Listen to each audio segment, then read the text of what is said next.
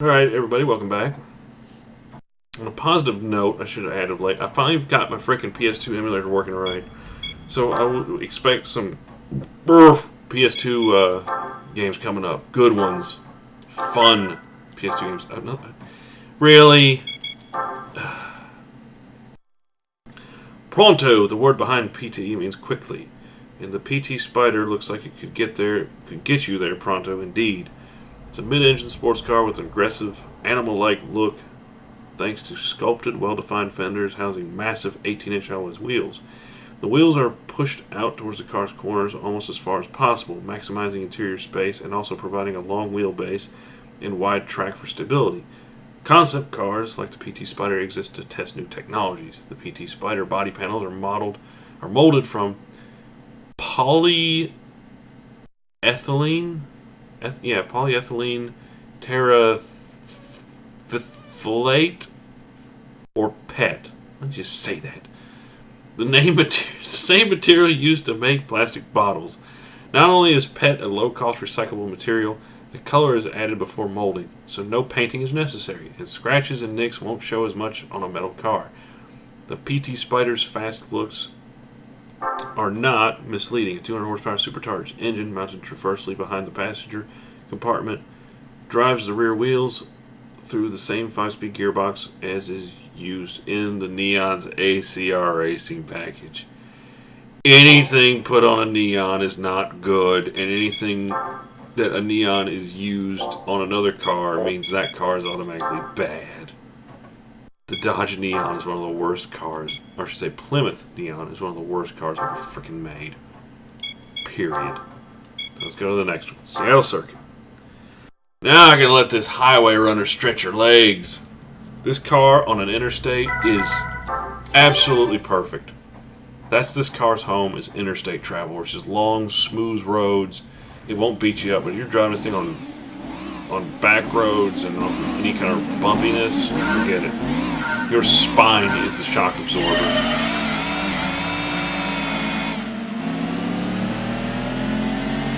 So let's see, we got Camaro, the Z28. They'll give me a little bit on the straights, but yeah, let's see. Oh man, the steering is very responsive in this car. I'll give it that. Aha! Get going! Mercury.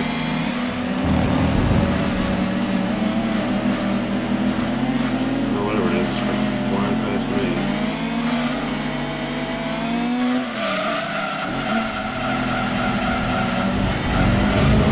Get off me, stupid Camaro. Come on, Mustang. I know you can do it, baby.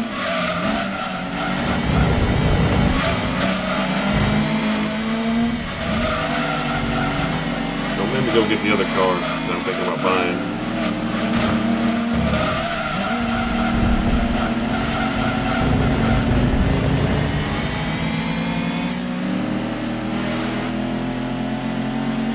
God, that Cougar's fast. So, the transmissions will fail in here in a second.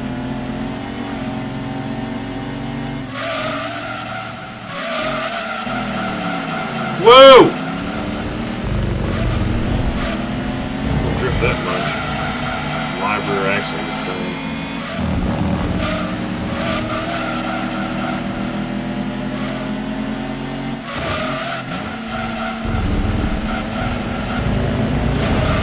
There we go. Pinched him into the wall. I'll slow him down. Yeah, this is the Corvette I saw at the beginning, and yeah, he's gonna freaking chew me up.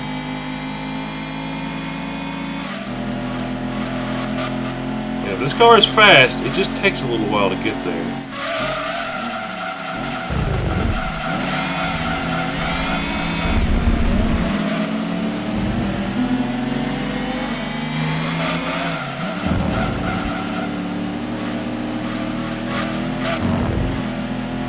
I'm starting to get the hang of this game again. It takes me a while to get used to the handling and everything. Whoa. Baby. Okay, now that the Corvette is out of the way, I should have been fixing back and get along with those guys.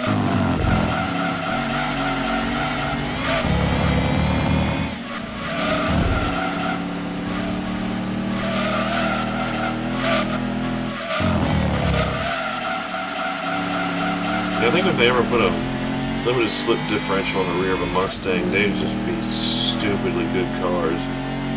But I like the simplicity of them. That's always been kind of the appeal of a Mustang. It's just a very simple, powerful muscle car that's okay with its handling. It's comfortable with its bad handling. Oh my gosh! I just keep the car from jumping around. There's just so much front grip sometimes. It just yanks it around, and I can't just control it. Okay, baby, come on. A little farther to go. Hold on to these guys. There we go. We got it. Just enough power. Just the right handling. And I got him. I knew these tracks were going to be fun. If this was going to work right. But I mean, I am going up against a bunch of old farts. But that ain't my problem. This is still a muscle car. And it's my muscle car. More new cars.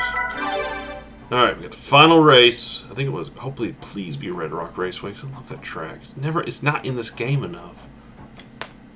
Laguna. Oh gosh, Laguna Seca, this thing?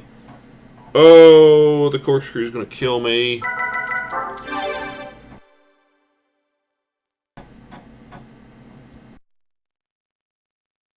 Oh, please be a bunch of old cars. Yes! Okay, I got this in the bag.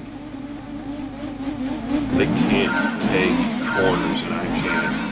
It's mainly because I got wider tires than they do.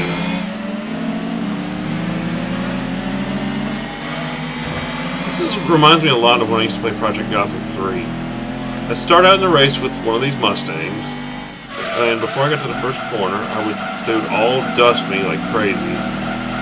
And then by the time I got out of the first corner, I would be in like second or third place, and possibly with the lead. It's fan-goddamn-tastic every time. The trick here is just finding a spot to clear these morons. There we go. Much better grip in the corners. Whoa, stay off the grass.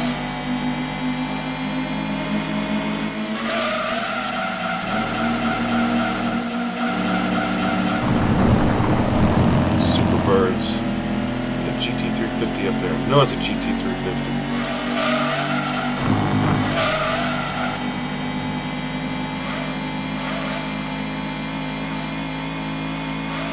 There's my superior brakes. Don't spin out, baby. Come on. There we go. Nice.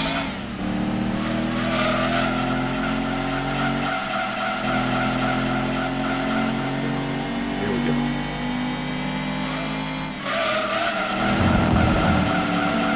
Oh, that's a vet. That's a GT350. That's one of these Stingrays.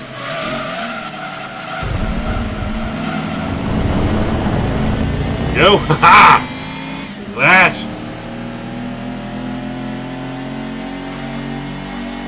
Yeah, I'm feeling a little dirty using a modern muscle car, but I could have used a Camaro or something. I didn't want to.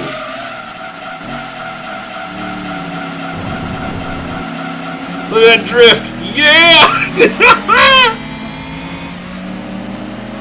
That was sick! I was like, oh, just keep your foot in it. It'll hold the drift. Let her hold the drift. And she did, beautifully. That's my baby.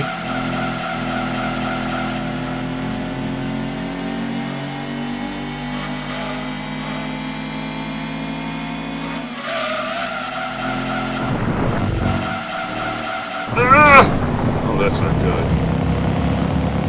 No, you don't. No, you don't. Frickin' don't. I'll boost.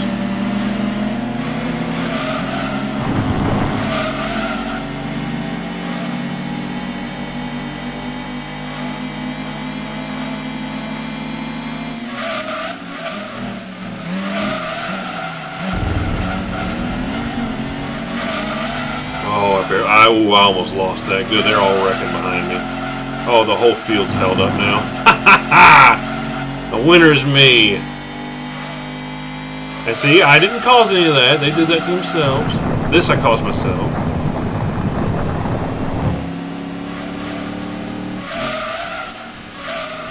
Take it easier in the last corner. This freaking boat to turn. And there we go. Oh, yeah, and the turning radius of this car is crap.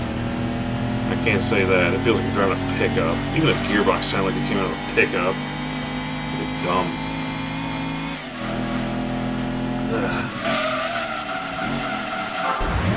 Alright.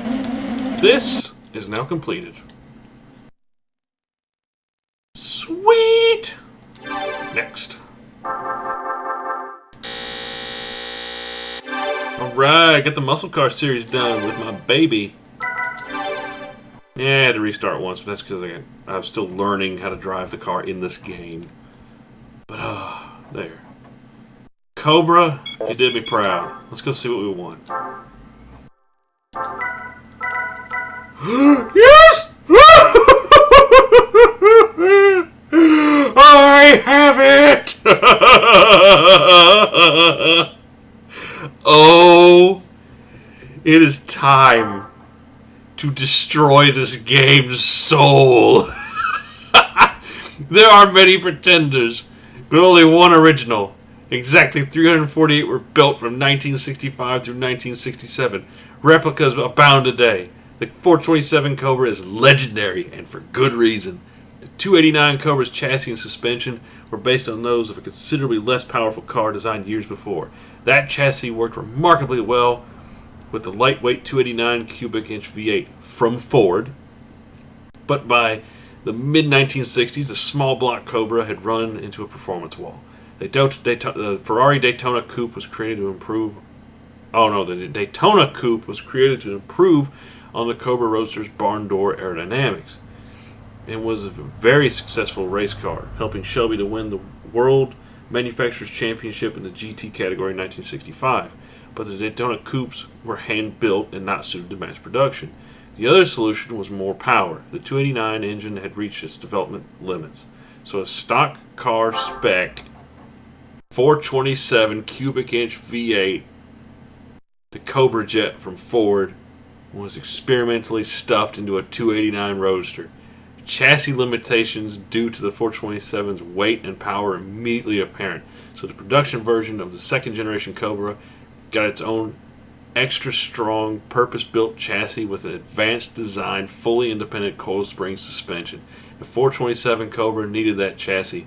The low-power, street-spec Police Interceptor engine had oh god, put a Police Interceptor in it. Had 390 horsepower, as much as a race-tuned 289, and a whopping 475 foot-pounds of torque. The stock car racing derived side oiler 427 cubic inch V8 had 425 horsepower in street trim, and 485 horsepower was the standard competition specification. Despite the unaerodynamic shape, its 175 mph plus was easily obtainable. Handling and braking were in keeping with the power and speed potential. Watch your right foot when driving this one. It'll lay rubber past 100 miles per hour. I love this freaking car. Yeah, I got one. I got my Cobra. Oh! This is one of the fastest cars in the game, and I'll show you why. And we get the Phaeton, which I really don't care about. It's another freaking Chrysler prototype bullcrap. There are many concepts behind concept cars. Some are pure styling exercises with little chance of reproduction. Some are thinly disguised prototypes of future production vehicles. Concept cars fit in all categories from racer to luxury car. They can also be used to test public reaction to completely new categories or old categories rejuvenated. Concept cars can look to the past, future, or both for inspiration.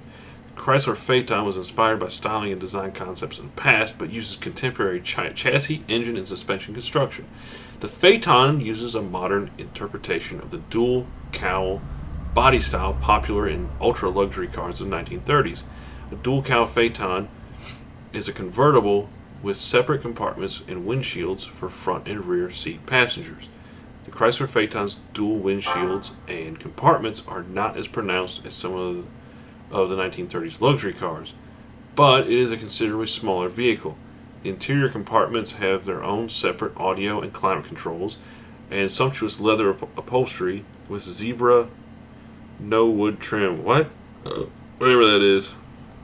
Oh, Zabrano. It's a hyphen. They hyphen everything in this crap.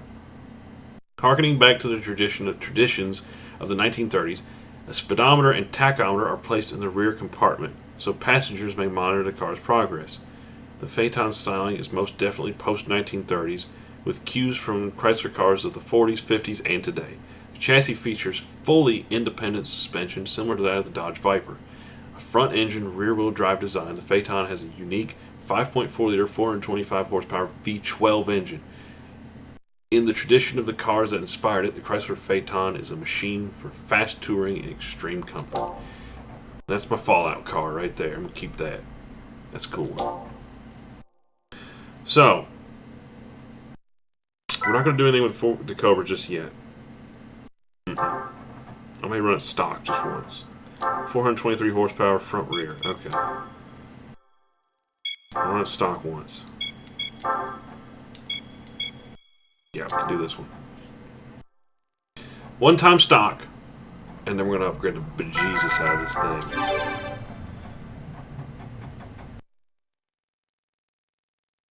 But this isn't the only car I'm looking forward to. Again, that Vector is still calling my name. Wah! Wah! It was squeaking tires at freaking second gear. Oh gosh. This thing handles like a freaking 60s car. Hold on. It is just raw power. Yeah, there's not a lot of grip. But yeah, anyways. Oop. Got too on this thing. That 427 sounds pretty weedy. Let's see, is this short stage? Nope. I've seen the short stage yet. Oops. But I have so much power, these guys can't do anything, and this car is so lightweight. This car is very front heavy. I mean, it's just mad. It's just all engine. Like, the entire front end is an engine. It's basically strapped to a jet engine when you drive this thing. This is the closest thing to a pod racer. Like, if you wanted a Star Wars pod racer in real life, you buy one of these. This is about as close as you're going to get to one of those.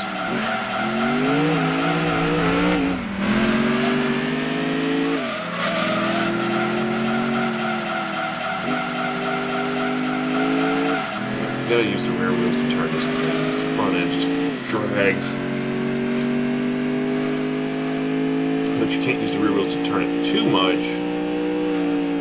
Oh, dang it! Old school transmission. This thing's supposed to be able to hit 175 miles per hour. False advertising.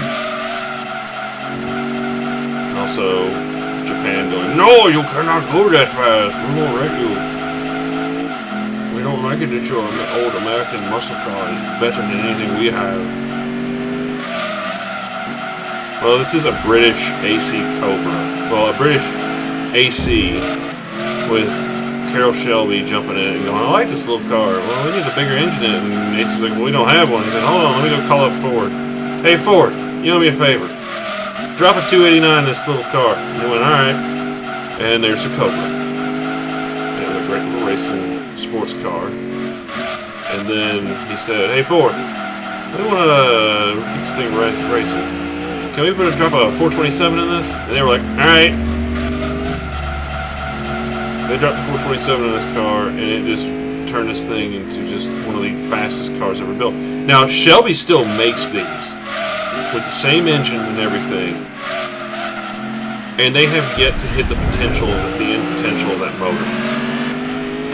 They have literally said, if you go to Shelby and just say, I want a 427 Cobra, and they go, well, how much power you want? They'll say, how much can you give me? And they'll say, well, how much money do you have?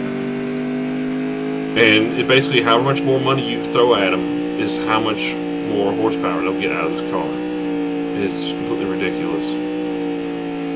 Alright, we ended that. The race is now over.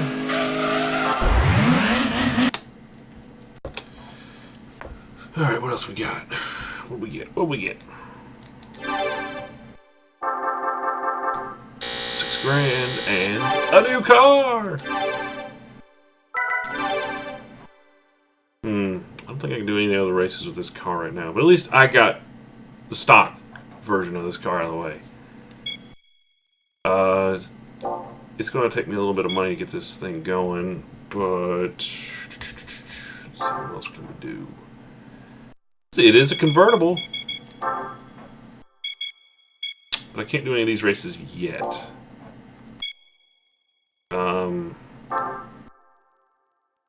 It is a convertible though, so I can do.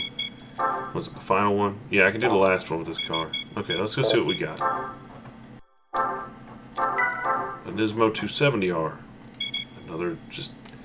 You know, why? What is the point in reading these things? The 270R is a special Nismo 2 model of the Nissan S14. Oh, it's an S14 Silvia. Okay. On the exterior, it has a unique front bumper spoiler, a vented hood designed for improved cooling performance, side sills, and a custom bumper and wing in the rear. Also, a stripe bearing the 270R logo has been painted onto each side of the car. The 270R model gets its name from its power. There's a 270 horsepower in this souped-up machine. Its SR20 DET power plant is equipped with Nismo cams, a larger intercooler, plus a new exhaust manifold and CPU. This yields some impressive figures: 270 horsepower maximum output and 250 pounds maximum torque. Of course, with such a powerful engine, some other parts have been beefed up as well, including the clutch, drive shaft, and the final drive. Also, Nismo replaced the original vicious limited slip mechanism with a mechanical limited slip that enhances the driving experience. The standard springs, suspension bushings, shocks, and engine mounts have been replaced with heavy-duty components. Four-wheel disc brakes with 4-piston calipers in front and aluminum 2-piston calipers at the rear ensure stopping ability equal to acceleration. The Nismo 270R retains everything that's beautiful in the S14 while greatly boosting its performance. It is a balanced car that offers a truly direct feel on the road. This is a rare machine indeed. Only 30 were sold. Not bad. It's front rear. It's kind of a cool car. I like it. Keep it. I need to get rid of that PT Spider though. Alright, let's get out of Cobra. Where's my... I want so many cars with this thing. Alright, we gotta go buy something. We're gonna start doing this now. I'm gonna buy some new tires. I think I need to buy.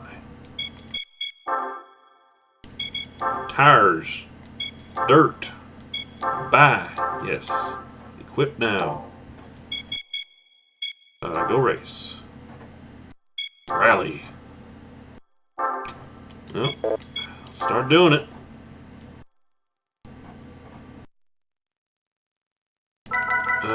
Settings. Here. Sports. More acceleration. Okay, yeah, let's do Ghost 1. I don't know. You race against a ghost in these rally events. Now they're not. You basically race against another car, and and it's a ghost. You can't run into them. But the whole point is just outrun them. When they're behind you, you can't really see them. But yeah, this car is just going to be absolutely dirty. Except I need to soften up the suspension a lot. Yeah, I need to soften up the suspension. Because a hard suspension on dirt does not work. Goofed up. Yeah, I gotta go here. I forgot! It stiffened up for road racing and now I'm going on dirt and it's just all over the fucking place.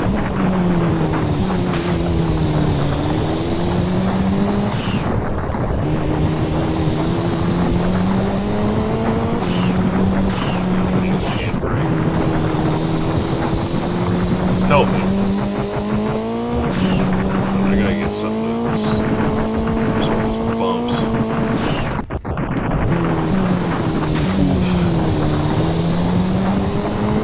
hitting the walls in Raleigh really doesn't do anything. I know, what was it?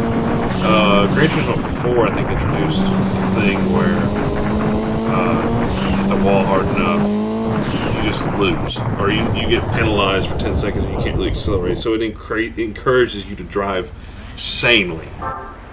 Whereas here it's just go balls to the wall, don't give a crap. And I think every race in this you win a car. Nope. Did you complete an event? I'm not sure. Well, next event, I gotta remember. Okay, soften the suspension back down to where it was. It needs a better ride. Otherwise, we'll be all over the frickin' place. Settings.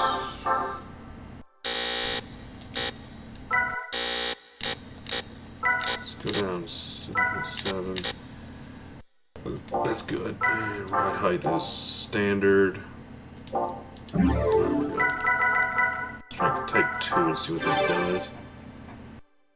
I'd like to be able to see the car at all times, but we'll see. Oh dear, that's a Delta Intercrawler, and it is fully tricked out. Too bad it does nothing on mine. Yeah! Because Group B cars didn't have horsepower limits. These things routinely had up of around 500 plus horsepower. This thing has about that too. Oh yeah, it's definitely handling bumps much better. Look at this. So much better control. The tires are sticking to the ground a lot better. It's just absorbing the bumps. Got a side camera view. Okay, you can see it. Definitely handling better.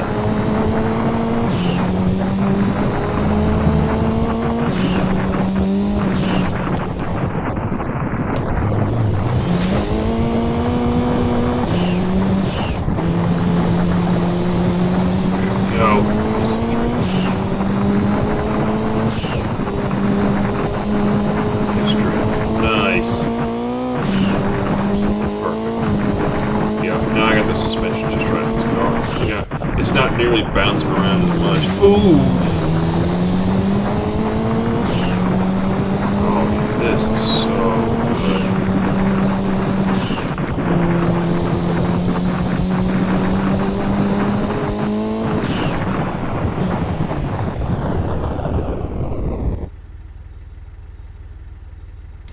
A winner is you!